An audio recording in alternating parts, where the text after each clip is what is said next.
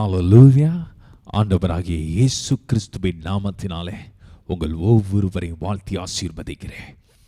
ரோமருக்கு எழுதிய நிருபம் 8வது அதிகாரம் 28வது வசனம் சொல்லுகிறது, அன்றியும் அவருடைய தீர்மானத்தின்படி அழைக்கப்பட்டவர்களாய் தேவனிடத்தில் அன்பு கூறுகிறவர்களுக்கு சகலமும் நன்மைக்கு ஏதுவாக நடக்கிறது என்று அறிந்திருக்கிறோம். நம்முடைய வாழ்க்கையில 2 கேள்வியை நான் கேட்க விரும்புகிறேன். நாம் திட்டமிட்டபடி காரியங்கள் நடக்கிறதா? நாம் திட்டம் போட்டது எல்லாம் நம்முடைய வாழ்க்கையில அது மாறாக நடக்கிறதா? நான் இப்படி நினைத்தேனே, இப்படி இருக்கும் என்று நினைத்தேனே, இப்படி மாறும் என்று நினைத்தேனே, ஆனால் வாழ்க்கையோ நம்முடைய வாழ்க்கையில் எதிர்பார்க்கிறது எதுவும் நாம் எதிர்பார்த்த விதத்தில் நடக்கிறது இல்லை. ஆனால் இன்றைக்கு உங்களை உற்சாகப்படுத்தும்படி வேத வசனத்திலிருந்து ஒரே ஒரு வார்த்தை உங்களுக்கு முன்பதாக சத்தியத்தை ஆவியானவர் வைக்க விரும்புகிறார். அது என்னவென்றால், என்னுடைய வாழ்க்கையில எது எப்படி நடந்தாலும், சில தீமையே என் வாழ்க்கையில் நடக்கிறதோ போல இப்போ தெரிந்தாலும், இந்த தீமையான பகுதியில் என் வாழ்க்கை சென்று கொண்டு இருந்தாலும் எனக்கு ஒரு நம்பிக்கை இருக்க வேண்டும். அந்த நம்பிக்கை என்னவென்றால், இந்த தீமையும் தேவனுடைய சித்தம் இல்லாமல் என் வாழ்க்கையில் ஒன்றும் நடக்காது. தேவனுடைய சித்தம் இல்லாமல் கர்த்தர் எதையும் என் வாழ்க்கையில் அனுமதிப்பது இல்லை. தீமையும் நான் இப்படி நடக்காது என்று நினைத்தேனே, இப்படி இந்த காரியம் முடியாது என்று நினைத்தேனே, இப்படி மாறும் என்று எனக்கு தெரியாதே. உங்களுக்கு சில காரியங்கள் அதிர்ச்சியாக இருக்கலாம். உங்கள் வாழ்க்கையில் இதை ஏற்றுக்கொள்ள முடியாத சில காரியங்களுக்குள்ள நடந்திருக்கலாம். ஆனால் நான் சொல்லுகிறேன், தேவ பிள்ளையே, கர்த்தருடைய பிள்ளையாக உனக்கு நம்பிக்கை உண்டு. அது என்ன நம்பிக்கை என்றால், கர்த்தர் என் வாழ்க்கையினுடைய ஆரம்பம் எப்படி இருந்தாலும் அது முக்கியமல்ல, என்னுடைய முடிவு அது தேவனுடைய சித்தத்துக்கு நேராக, தேவனுடைய நன்மைக்கு நேராக என்னுடைய வாழ்க்கை போகும். என் ஆரம்பம் குழப்பமாக இருந்தாலும், இது ஏன் நடக்கிறது என்று இதை குறித்து எனக்கு அறிவில்லாமல் இருந்தாலும், என்னுடைய ஆரம்பத்தை குறித்து என் வாழ்க்கையில் 1000 கேள்வி இருந்தாலும், நான் சொல்லுகிறேன், அவரை நேசிப்பவர்களுக்கு, தேவனிடத்தில் அன்பு கூறுகிறவர்களுக்கு சகலமும் நன்மைக்கு ஏதுவாக நடக்கும், நன்மைக்கு ஏதுவாக மாறா. அப்போ என் வாழ்க்கையில் நான் நினைத்த மாதிரி சூழ்நிலைகள் நடக்காத நேரத்திலும் மாறாக என் வாழ்க்கையில் கர்த்தரை துதிக்குது. ஆண்டவரே, நான் நினைத்தது நடக்கலை, ஆனால் ஒன்று தெரியும், உம்மை நேசிக்கிறவர்களுக்கு எல்லா நன்மைக்கு எதுவாக தான் நடக்கும். எல்லாமே நன்மைக்கு எதுவாக தான் நடக்கும். எதுவுமே தீமைக்கு எதுவாக என் வாழ்க்கை முடியாது, நன்மைக்கு எதுவாக தான் முடியும். யோசேப்பு தேவனிடத்திலிருந்து தரிசனத்தை பெற்றுக்கொண்டார். தேவனிடமிருந்து தன் எதிர்காலம் எப்படியாக இருக்க போகிறது, தன் எதிர்காலத்திலே தேவனுடைய வாழ்க்கையில் எப்படி செயல்பட போகிறார், தேவன் எவ்வளவு மகிமையாய் அவருடைய எதிர்காலம் இருக்கும் என்று தேவனிடத்து தரிசனத்தை பெற்றது மாத்திரமல்ல, அதை சந்தோஷமாக போய் தன் தகப்பன்ட்ட, தாயிட்ட, தன்னுடைய அண்ணன் தம்பி மார்கிட்ட எல்லார்ட்டும் போய் சொல்லுகிறார். அவன் அறிந்ததெல்லாம் ஒன்று மாத்திரம்தான், அந்த இளம் வயதில் அவன் தரிசனத்தை பார்த்த சந்தோஷத்தில் எல்லார்ட்டையுமே சொல்லிட்டான், இது நடக்க போகுது. ஆனால் நடந்தது என்ன? அவன் பார்த்த தரிசனத்திற்கும் அவன் வாழ்க்கையில் அப்போ நடந்ததுக்கும் கொஞ்சம் கூட சம்மதம் இல்லை, கொஞ்சம் கூட சம்மதம் இல்லை. அவன் பார்த்தது ராஜாவின் அனுபவம், அவன் பார்த்தது ஆளுகை செய்ய வேண்டிய அனுபவம், அவன் பார்த்தது எல்லாரும் இவனை தாழ வணங்குகிறார்கள், அவன் பார்த்தது ஒரு பெரிய மேன்மையான அனுபவம். ஆனால் நடந்ததோ அவன் வாழ்க்கையில் அதற்கு நேர்மாறாக, அதற்கு அப்படியே எதிர்மறையாக அவனுடைய வாழ்க்கை முழுவதும் கடினமான பாதை. நான் சொல்லுகிறேன், தெய்வ பிள்ளை, இதை பார்த்து கொண்டு இருக்கிற தெய்வ பிள்ளையே, கர்த்தர் எனக்கு இப்படி வாக்கு பண்ணினாரே, கர்த்தர் எனக்கு இப்படி பேசியிருந்தாரே, கர்த்தர் எனக்கு இப்படி சொல்லியிருந்தாரே, கர்த்தர் இப்படி எனக்கு இந்த காரியம் நடக்கும் என்று கர்த்தர் எனக்கு இதை குறித்து ஒரு வெளிப்பாடு தரிசனம் கொடுத்தாரே. ஆனால் நடக்கிறது எல்லாவற்றையும் பார்க்கும் பொழுது எதிர்மறையாக நடக்கிறதை நான் சொல்றேன். தேவ பிள்ளை, ஆவியாளர் உன்னோடு பேசி கொண்டு இருக்கிறார். நீ ஒன்றையும் குறித்து சோர்ந்து போகாதே. உன் வாழ்க்கையில எதிர்மறைய காரியம் நடக்கும் பொழுதும் அதுவும் தேவனுடைய சித்தத்தின்படி தான் நடக்கிறது. நீ எதிர்பார்த்த சில காரியங்கள் உனக்கு சாதகமாக முடியாத சூழ்நிலையிலும் அதுவும் தேவனுடைய சித்தத்தின்படி தான் நடக்கிறது. உன் தலையில் இருக்கிற ஒரு முடி கூட தேவனுடைய சித்தம் இல்லாமல் கீழே விழுவது இல்லை. உன் தலையில் இருக்கிற ஒவ்வொரு முடியும் தேவன் எண்ணி வைத்திருக்கிறாரா? கொஞ்சம் யோசித்து பாருங்க. உங்கள் அப்பா அம்மா கூட உங்களை எவ்வளோ அழகாக நம்மளை பார்த்து சிறு வயதில் பார்த்து வளர்த்துருந்தாலும், நம்ம கண்ணு எப்படி இருக்குது, மூக்கு எப்படி இருக்குது, அப்படி இருக்குன்னு பார்த்து பார்த்து நம்மளை அவ்வளோ அழகாக வர்ணித்து நம்ம பெற்றோர் நம்மளை வளர்த்துருந்தாலும், இந்த உலகத்தில் இருக்கிற ஒரு பெற்றோருக்கும் நம் தலையில் இருக்கிற முடியை எந்த பெற்றோரும் எண்ணி வைக்க முடியாது. அது அந்த அளவுக்கு எண்ணணும்னா அந்த அளவுக்கு என் மேலே அப்படி ஒரு பாசமாக அன்பு இந்த உலகத்தில் எந்த பெற்றோரும் சொல்ல முடியாது. ஆனால் தேவன் ஏன் அந்த வார்த்தையை வேதத்தில் எழுதி வைத்திருக்கிறார்னா, ஒவ்வொரு முடிவை முடியா, ஒவ்வொரு முடியும் கையில் ஒரு 10 முடி எடுத்தால் கூட நம்மளால் ஒழுங்காக கவுண்ட் பண்ண முடியாது. கர்த்தர் ஏன் அதையும் எண்ணி வைத்திருக்கிறேன் என்று சொல்லியிருக்கிறார்னா, அதுக்கு அர்த்தம் என் வாழ்க்கையில் என் தலையில் இருக்கிற ஒவ்வொரு முடியும் எண்ணப்பட்டு இருக்குன்னா, என் வாழ்க்கையில் நடக்கிற ஒவ்வொரு கட்டத்திலும், ஒவ்வொரு நிமிடத்திலும், ஒவ்வொரு வினாடியிலும் நடக்கிற ஒவ்வொரு சூழ்நிலைக்கும் பின்னாடி கர்த்தர் ஒரு நோக்கத்தையும் திட்டத்தையும் வைத்திருக்கிறார் என்பதுதான் அதுக்கு அர்த்தம். என் தலையில் இருக்கிற முடியே அவர் எண்ணி வைத்திருக்கிறார்னா, இப்போது நான் சந்தித்து கொண்டிருக்கிற போராட்டம், பிரச்சனை, தேவை, வியாதி, இதன் மத்தியிலும் கர்த்தர் என்ன செய்ய வேண்டும் என்பதை அவர் ஏற்கனவே அறிந்து வைத்திருக்கிறார். நான் செய்ய வேண்டியதெல்லாம் ஒன்றுதான். ஆண்டவரே, ஐ ஜஸ்ட் பிலீவ் யூ. நான் நம்புகிறேன், எனக்கு நன்மைக்கு எதுவாக தான் நடக்கும். இந்த தீமை நன்மைக்கு எதுவாய் முடியும், இந்த பிரிவினை நன்மைக்கு எதுவாய் முடியும், என் பிள்ளைகளுடைய காரியம் நன்மைக்கு ஏதுவாக முடியும், என் காரியங்கள், என் தொழிலுக்குரிய காரியங்கள் நன்மைக்கு ஏதுவாக தான் முடியும். இன்றைக்கு அது தீமை போல காணப்பட்டு கொண்டிருந்தாலும் இன்றைக்கு ஆவியானவர் உன்னை பார்த்து உற்சாகப்படுத்துகிறார். உனக்கு நன்மைக்கு ஏதுவாக தான் முடியும்பா. நீ சோர்ந்து போயிடாத. இப்போ பார்க்குற பிரச்சனையை பார்த்து, இப்போ கேள்விப்படுற சில செய்திகளை கேட்டு, இப்போ கேட்குற காரியங்களை குறித்து இதை பார்த்து இன்மை இப்படி தான் இருக்கும் என்று முடிவுக்கு வந்து விடாதே. கர்த்தர் இது அனுமதித்திருக்கிறார் என்றால் இதன் மூலமாக அவருடைய திட்டம் நிறைவேற வேண்டியது இருக்கிறது. இதன் மூலமாக அவருடைய சித்தம் நிறைவேற வேண்டியது இருக்கிறது. இதன் மூலமாக கர்த்தர் உனக்கு ஒரு புதிய வாசலை நிச்சயமாய் திறப்பார். அப்போ யோசேப்பு தன் வாலிப பருவத்தில் ஒரு 17 வயதில் இருக்கும் பொழுது அவன் நினைத்ததெல்லாம் அவனுடைய குடும்பம் அவனோடு இருக்கும். அவன் அண்ணன் தம்பி மாறுங்க, கூட பிறந்த அண்ணன் மாறுங்க, எல்லாரும் அவன் கூட இருப்பாங்க. அவன் நினைச்சதெல்லாம் எல்லாரும் நம்ம பக்கத்திலிருந்து தரிசனம் நிறைவேறுவதற்கு பக்கத்தில் இருப்பாங்கன்னு நினைத்தான். ஆனால் அவன் யாரெல்லாம் ஆதாரமாக பார்த்தானோ அவர்களே அவனுக்கு எதிராக மாறிட்டாங்க. நான் சொல்லுகிறேன், உனக்கு வாக்குத்தத்தத்தை கொடுத்தது கர்த்தர் என்றால் மனுஷன் மூலமாக அதை நிறைவேற்ற மாட்டார், கர்த்தர் தான் அதை நிறைவேற்ற முடியும். உன் வாக்குத்தத்தத்தை தரிசனத்தை கொடுத்தது கர்த்தர் என்றால் உன்னுடைய கூட பிறந்தவனுடைய சொந்தங்களும் உன்னுடைய நண்பர்களும் அதை நிறைவேற்ற முடியாது, கர்த்தர் தான் நிறைவேற்ற முடியும்.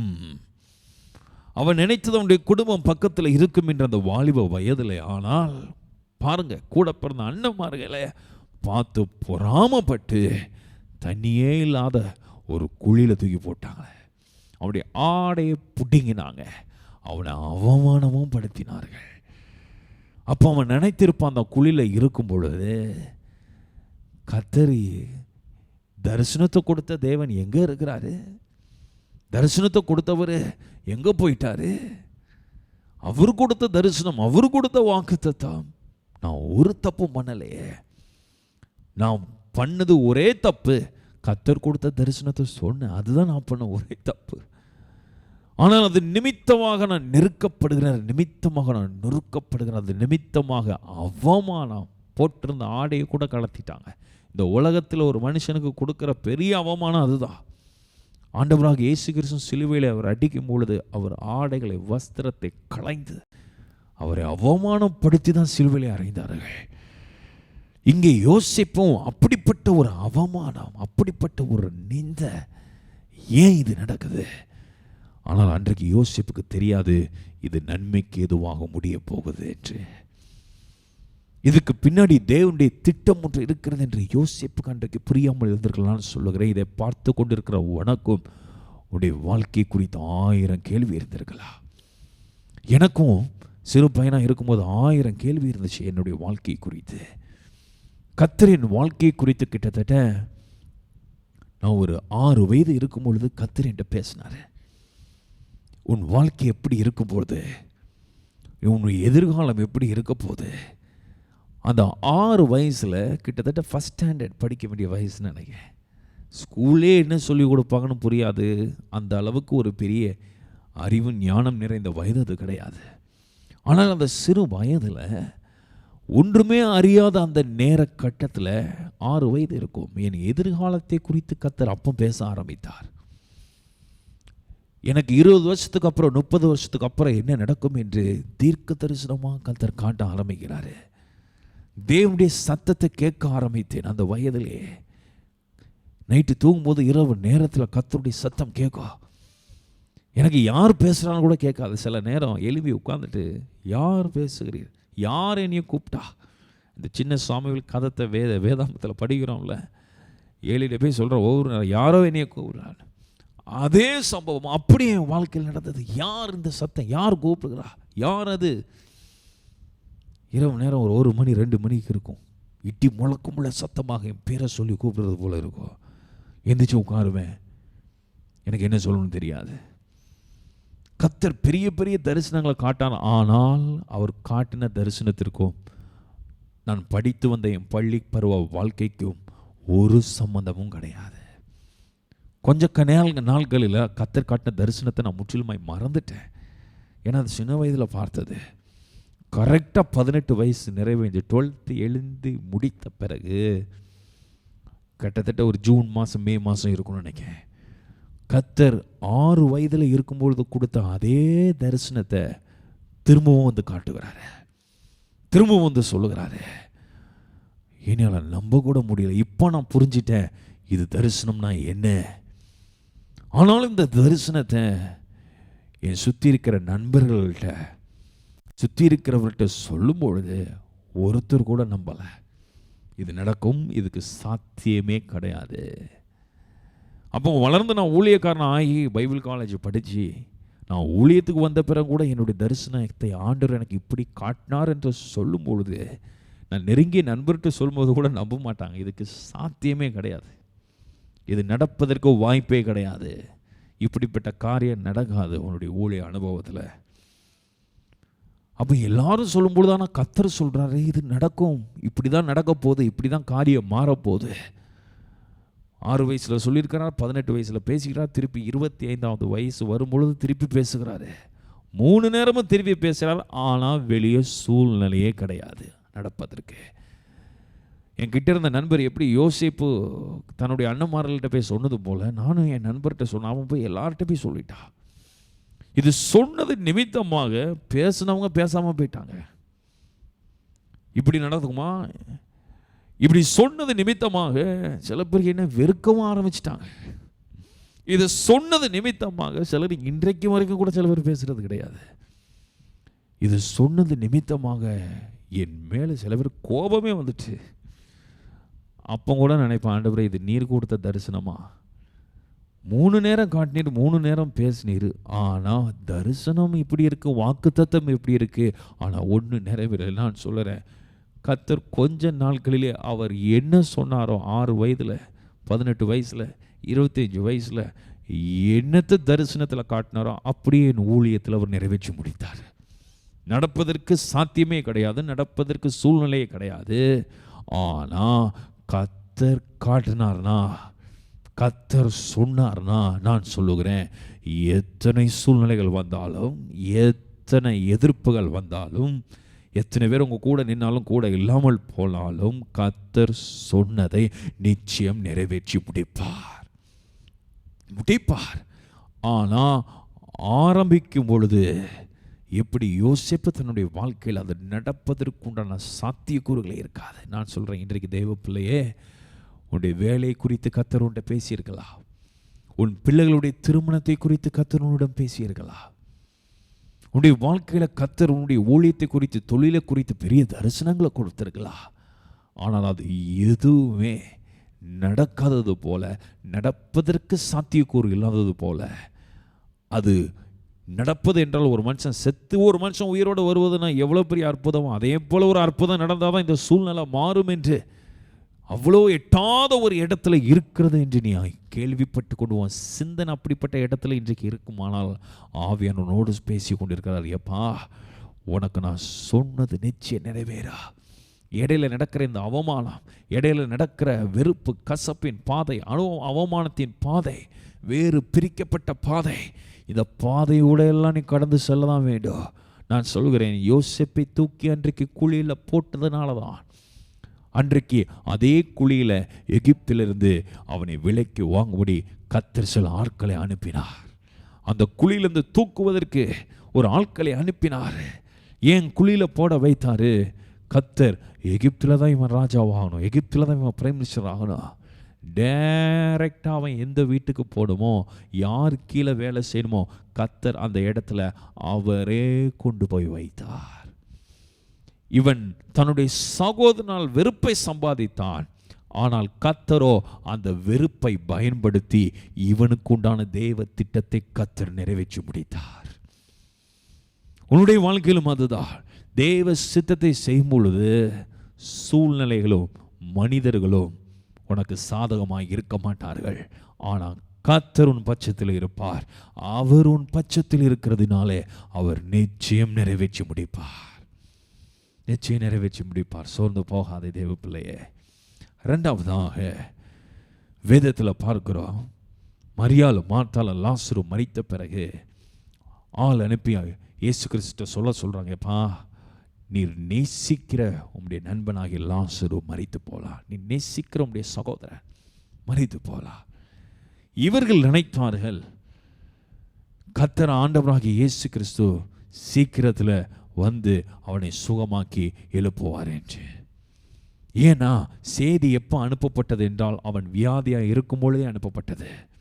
அவர் ஊருக்கு கடந்து வாராரு, அவர் வரும்பொழுது செய்தி வந்துட்டு மரித்து போயிட்டார்.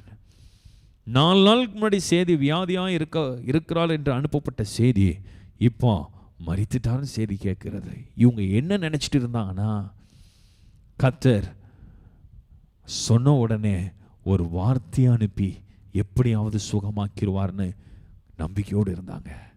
ஏன்னா அவர் நிறைய நேரம் ஊழியத்தில் வார்த்தை அனுப்பி சுகமாக்கியிருந்தார். ஆனால் சொல்லி 1 நாள் ஆச்சு, 2 நாள் ஆச்சு, 3 நாள் ஆச்சு, 4 நாள் ஆச்சு, அவர் வரவே இல்லை. செய்தி கேள்விப்பட்ட பிறகும் அவர் அமைதியாக தான் இருந்தார். அவர் அமைதியாக தான் இருந்தார். உன்னுடைய வாழ்க்கையிலும் அப்படிதான்.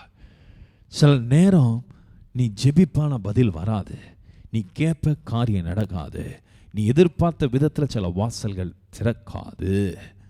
அந்த நேரத்தில் ஒரு காரியத்தை நீ புரிந்து கொள்ள வேண்டும், கர்த்தர் வேற ஒரு திட்டத்தை வைத்திருக்கிறார். God has another plan. அந்த திட்டம் உனக்கு புரியாமல் இருக்கலாம். அதனால தான் ஏசாயா 55 வசனம் 5, 6, 7 சொல்லுகிறது, உன்னுடைய நினைவுகள் என்னுடைய நினைவுகள் அல்ல, உன்னுடைய நினைவுகள் என்னுடைய நினைவுகள் அல்ல. அப்படின்னா உன்னுடைய வழிகளும் என்னுடைய வழிகளும் அல்ல அப்படின்னு சொல்கிறாரு. உனக்கு இருக்கிற அந்த மூளையை வைத்து நீ கொஞ்சமாக தான்ப்பா நீ யோசிக்க முடியும், கொஞ்சமாக தான் நீ சிந்திக்க முடியும். நீ ரொம்ப பெருசாகவும் இதை வச்சு நீ சிந்திக்க முடியாது. ஆனால் நம்ம ஆராதிக்கிற தேவன் எப்படிப்பட்டவர்னா, இந்த வானத்தையும் பூமி சிருஷ்டித்தவர். அவர் சிந்திக்கிற விதமே அந்த லெவலே வேற அளவு, வேற அளவு. நம்மளுடைய மூளை இவ்வளோதான் சிந்திக்கும். நம்மளுடைய மூளையோட சைஸை 1.5 கிலோ தான் சொல்கிறான். 1.5 கிலோ வெறும் 1200 500 கிராம், அவ்வளோதான் இந்த மூளையோட சைஸு. நம்ம இப்படி அப்படி இப்படி இப்படி 4 பக்கம் நம்ம யோசித்தாலும் அவர் சிந்திக்கிற மாதிரி நம்மளால் சிந்திக்க முடியாது. அதனால தான் அவர் சொல்கிறாரு, என் வழி பூமிக்கும் வானம் எவ்வளோ பெருசாக இருக்குதோ அதை காட்டிலும் பெருசு. நிறைய நேரம் உன்னுடைய வாழ்க்கையில் நீ ஜெபித்து சோர்ந்து போய் உட்கார்ந்து, ஆண்டவரே நான் இப்படி கேட்டேன் ஆனால் இப்படி நடக்கலை, நான் சொல்லுகிறேன், தேவன் வேற திட்டத்தை வைத்திருக்கிறார். He has a different plan. அது உனக்கு புரியாமல் இருக்கலாம். அன்றைக்கு மார்த்தாளுக்கும் மரியாளுக்கும் புரியாமல் இருந்தது. அவங்களால புரிய முடியல. ஆண்டவர் ஏன் வரல, ஆண்டவர் ஏன் வந்து சுகமாக்கல, ஆண்டவருடைய திட்டம் பெரிய திட்டம் என்பதை அவர்கள் அன்றைக்கு அழுது கொண்டும் புலம்பிக் கொண்டும் ஏன் இது நடக்கல, எல்லாம் முடிஞ்சிட்டுன்னு தான் உட்கார்ந்துட்டு இருந்தாங்க. நான் சொல்லுகிறேன், கர்த்தர் அவர் நியமித்த திட்டத்தின்படி லாசருக்கு எப்படி அற்புதத்தை செய்யணும், லாசருடைய வாழ்க்கையில் என்ன செய்யணும் என்று அவர் எதை திட்டமிட்டு வைத்தாரோ அதை நிறைவேற்றி முடித்தாருங்க. கரெக்டாக அவர் பிளான் பண்ணது 4 நாள் தான் போவேன் அவர் பிளான் பண்ணார். 4வது நாள் தான் நான் போவேன். 4வது நாள் போய் நான் என்ன பண்ண போகிறேன் என்பதையும் அவர் அறிந்து வைத்திருந்தார். அந்த அற்புதத்தை செய்த பிறகு அன்றைக்கு யூத ஜனங்கள் எப்படி ஆண்டவராக இயேசு கிறிஸ்து மீது நம்பிக்கை வைப்பார்கள் என்பதையும் அறிந்து வைத்திருந்தார். எல்லாமே அவர் திட்டத்தின்படி தான் நடந்தது. என் சபையில் ஒரு அன்பான விசுவாசி அவர்கள் கடந்த வருடங்களில் ஒரு சாட்சி சொல்வது எனக்கு ரொம்ப ஆசீர்வாதமாக இருந்தது. ஒரு 1-2 வருஷங்களுக்கு முன்பதாக அவர்கள் கப்பலுக்கு போகும் என்று வெகு நாளாக காத்துட்டு இருந்தாங்க. போக முடியல. ரொம்ப நாள் கழித்து ஒரு வாய்ப்பு கிடைந்து போகணும், போகிறதுக்கு போய் கப்பல் ஏறணும், வாய்ப்பெலாம் வந்துட்டு. ஆனால் அது போகிறது கொஞ்ச நாளுக்கு முன்னாடி காலில் கொஞ்சம் ஒரு சுளுக்கு மாதிரி ஏற்பட்டு, அதை ஒரு சின்ன ஒரு காரியம் ஏற்பட்டு அதுலேருந்து ட்ரீட்மெண்ட் எடுத்து அதுலேருந்து வெளியே வர்றதுக்குள்ளே அந்த வாய்ப்பும் நலிவு போயிட்டு. ரொம்ப நாள் ஜெபத்திலிருந்து காத்திருந்தார்கள், நடக்கலை. பிறகு ஒரு அற்புதம் செஞ்சு ஆண்டவர் ஒரு வாசலை திறந்தார். போக வேண்டிய நேரத்தில் காலில் இந்த பலவீனை வைந்தது நிமித்தமாக போக முடியல. அவருடைய வாழ்க்கையில் ஒரு கவலை சோகம் இருந்து கொண்டு இருந்துச்சு. ஆஸ்பத்திரியில் இருக்கிற அட்மிட் ஆகி ஒரு நாள் டிவி நியூஸ் போட்டு பார்த்துட்டு இருக்கிறாங்க. இவர்கள் போக வேண்டிய கப்பல் ஒரு ஆக்சிடென்ட்னால கப்பலே மூழ்கி போயிட்டு. அப்போ தான் மருத்துவமனையிலேருந்து எனக்கு ஃபோன் பண்ணி சொன்னாங்க, இப்படி நடந்து போயிடுச்சு பாஸ்டர். அப்போ தான் நான் நினைத்தேன், கர்த்தர் எதை செய்தாலும் தம்மை நேசிக்கிறவர்களுக்கு, தம்மில் அன்பு கூறுகிறவர்களுக்கு அவர் சகலத்தின் நன்மைக்கு எதுவாக தான் செய்வார். உங்களுக்கு ஜெபித்து சில காரியங்கள் நடக்காட்டினாலும் அதுலேயும் ஆண்டவருடைய திட்டம் இருக்குது. அவங்க வாழ்க்கையில் அன்றைக்கு அந்த சின்ன ஒரு காலில் ஏற்பட்ட காயத்தின் மூலமாக கர்த்தர் ஜீவனை பாதுகாத்தார். உங்கள் வாழ்க்கையிலையும் அப்படிதான். 1000 கேள்வி இருக்கலாம். இது ஏன் நடக்கல, அது ஏன் நடக்கலை, ஏன் இப்படி நடக்குது, ஏன் அப்படி நடந்திருக்கக்கூடாது. ஆனால் கர்த்தர் எல்லாமே அவருடைய திட்டத்தின்படி தான் அவர் செய்கிறவர். அன்றும் அவருடைய தீர்மானத்தின்படி அழைக்கப்பட்டவர்களாய் தேவனிடத்தில் அன்பு கூறுறவர்களுக்கு அவர் ஒரு திட்டத்தோடு உன்னை அழைத்திருக்கிறார். இதை பார்த்து கொண்டிருக்கிற தேவ பிள்ளையே, கர்த்தர் உன்னை திட்டத்தோடு அழைத்திருக்கிறார். உன் வாழ்க்கை எப்படி இந்த வருஷம் இருக்கணும், எப்படி அடுத்த வருஷம் இருக்கணும், எப்படி அதுக்கு அடுத்த வருஷம் இருக்கணும், எப்போ 5 வருஷத்துக்கு பிறகு என்ன நடக்கணும், எல்லாமே அவர் தீர்மானித்து ஒரு அழகான திட்டத்தை அவர் வைத்திருக்கிறார். இன்னைக்கு சூழ்நிலையும் இன்னைக்கு உனக்கு சாதகமாக இல்லாமல் இருக்கலாம். கவலையே படாதே. கர்த்தர் அந்த சூழ்நிலையும் அந்த மனிதர்களையும் கர்த்தர் உனக்கு சாதகமாக இல்லாட்டினாலும் அது தேவ திட்டத்துக்கு ஏதுவாக தான் அவர் பயன்படுத்தி கொண்டு இருக்கிறார். யூதாஸ் காரியத்தை பாருங்க. 12 சிஷ்யரில் ஒருத்தர் ஆண்டவரை மதலிச்சுட்டு அவனை 30 வெள்ளி காசு காட்டி கொடுத்துட்டா. பார்ப்பதற்கு இவன் தேவனுக்கு துரோகம் செய்தது மாதிரி இருக்கு. கூட இருந்துட்டே இத்தனை வருஷம் இருந்துட்டு இப்படி துரோகம் பண்ணிட்டானே. பார்ப்பதற்கு அப்படி தான் நமக்கு வெளியே மாம்சத்தின் கண்ணத்தோடு பார்க்கும் பொழுது அப்படி தான் புரியும். ஆனால் ஒரு ஆவிக்குரிய கண்ணட்டத்தோடு பார்க்கும் பொழுது இவன் இப்படி செய்ய வேண்டும் என்பது தேவனுடைய சித்தமாக இருந்தது. இவன் இப்படி செய்தது நிமித்தமாக அவர் பிதா குமாரனுக்கு வைத்திருந்த திட்டம், அவர் சிலுவையில் அறையப்பட வேண்டும், அடிக்கப்பட வேண்டும், மனுஷனுடைய பாவத்துக்காக அவர் பரிகாரம் செலுத்தப்பட வேண்டும், மரிக்க வேண்டும், 3வது நாள் உயிர் தள்ள வேண்டும். இதுதான் பிதாவுடைய திட்டம். கர்த்தர் யூதாசை கொண்டு தான் அதை நிறைவேற்றினார். நான் சொல்லுவேன், உங்கள் வாழ்க்கையில் தீமை நடக்கும்போது தீமை நடக்குதே, கர்த்தருக்கு கண் இல்லையா, காது இல்லையா, ஏன் இப்படிலாம் நடக்கு பேசாதீங்க. ஆண்டவரை பார்த்து சொல்லுங்கள், ஆண்டவரே அவரை அன்பு கூறுவர்களுக்கு சகலம நன்மைக்கு எதுவாக தான் நடக்கும். இதை பார்த்து கொண்டிருக்கிற தெய்வ பிள்ளையே, உன்னுடைய வாழ்க்கையிலோ இன்னைக்கு என்ன பிரச்சனையில் நீ இருந்தாலும் இது முடிவு நன்மையாக தான் முடிய போகுது. ஆண்டவரை பார்த்து சொல்லு, கண்களை மூடி எல்லாரும் ஆண்டவரை பார்த்து, ஆண்டவரே இன்னைக்கு இருக்கிற வியாதியாக இருக்கலாம், இன்னைக்கு வந்த போராட்டமாக இருக்கலாம், இன்னைக்கு வந்த ஒரு குழப்பமாக இருக்கலாம், கர்த்தர் கொடுத்த தரிசனத்திற்கும் வாக்குத்தத்தத்திற்கும் சம்மதமில்லை, எதிர்மறையாக நடக்கிறது என்று நீ அழுது கொண்டிருக்கிற இந்த வேலையில் ஆண்டவர் உன்கிட்ட பேசிட்டு இருக்கிறார். எப்பா, இந்த சூழ்நிலை உனக்கு சாதமாக தான் மாறப்போகுது. இது உன் வாழ்க்கையை அழிப்பதற்கல்ல, இதை வைத்து தான் கர்த்தர் உன் வாழ்க்கையில் இன்னொரு வாசலை திறக்க போகிறார். எல்லாரும் கண்ணில் முடி ஆண்டவருக்கு நன்றி சொல்லுமா. நன்றி ஆண்டவரே, இந்த சூழ்நிலை எனக்கு சாதகமாக இல்லாட்டினாலும் நீர் இதை வைத்து அன்றைக்கு யோசிப்பு சொன்னது போல ஆண்டவரே, அவர்கள் தீமைக்கென்று எனக்கு செய்தார்கள், ஆனால் கர்த்தரோ எனக்கு நன்மையாக மாற்றினார் என்று எழுதியிருக்கிற வார்த்தையின்படி அப்பா, நீர் பிள்ளைகளுக்கு நீர் ஆசீர்வாதமாய் மாற்றுவீராக. தீமையாய் காணப்படுகிற சூழ்நிலைகள் நன்மையாய் மாறட்டும் அப்பா. அப்பா, வாழ்க்கையில் காணப்படுகிற எல்லா எதிர்கரியைகள், எல்லா பிசாசின் தந்திரங்கள் இயேசுவின் நாமத்தினாலே கடிந்து கட்டி அப்புறப்படுத்துகிறேன் ஆண்டவரே. ஒவ்வொரு பிள்ளைகளுடைய இருதயத்தை நீர் கட்டி எழுப்புவீராக. தைரியத்தினாலும் விசுவாசத்தினாலும் சமாதானத்தினால் நிரப்புங்க. ஒவ்வொரு விசுவாச குடும்பங்களை ஆசீர்வதிப்பீராக. அப்படி தொழில் ஆசீர்வதிங்க, வேலை ஆசீர்வதிங்க. சரீரத்தில் பலவீனத்தோடு பார்த்து கொண்டிருந்தான் இயேசுவின் நாமத்தினால சுகம் அடைவதாக. இயேசுவின் நாமத்தினால புதிய பலன் உண்டாகட்டும் ஆண்டவரே. ஆவியானவர் நீர் பெரிய காரியங்களை செய்வீராக அப்பா. உங்கள் நாம மாத்திரம் மகிமைப்படட்டும். துதி கன மகிமை எல்லாம் உங்கள் ஒருவருக்கு மாத்திரம் செலுத்துகிறேன்.